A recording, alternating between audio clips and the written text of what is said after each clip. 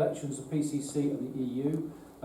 No doubt some more stuff will probably come out around that we might need to feed into the process.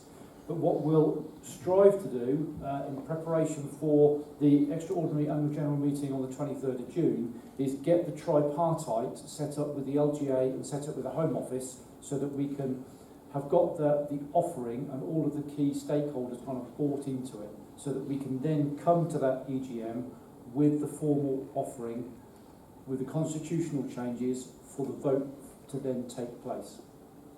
Okay? In terms of the natural next steps that follow on from that, the idea and the thinking at the moment is that the EGM on the 23rd will be the point at which the new constitution is voted upon and hopefully accepted.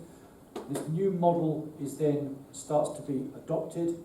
The process then of going out for the advert for the chair's position, with whatever the terms and conditions are wrapped around that, will start to take shape after that 23rd.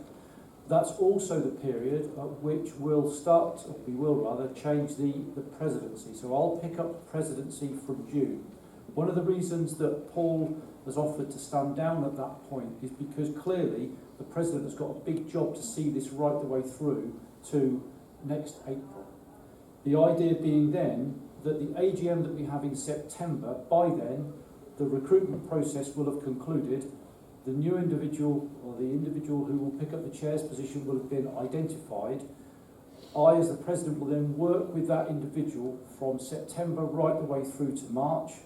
The idea is then for that individual to be very inward looking, to get all of these discussions that we've just done now nailed down, to get those committees nailed down, to get the internal infrastructure that we're going to need from April in place and ready to go, which leaves me then to look at that outward facing stuff, the stuff with the Home Office, the stuff with the IFE, FPA, Fire Sector Federation, Fire ESA, etc., those wider stakeholders. So I'll focus on the external bit, the new incumbent focuses on the internal stuff, ready for the official demise of the President's position and the Chair to formally take over from April 2017. So that's the sort of timetable that we're hoping to achieve. Now that is really, really ambitious, I have to say, but I think it's met with a huge degree of support from the Home Office, and I think if we can maintain that momentum and keep that timetable going, we stand a real chance of capturing that reform programme. So it's that timing and opportunity argument again going forward.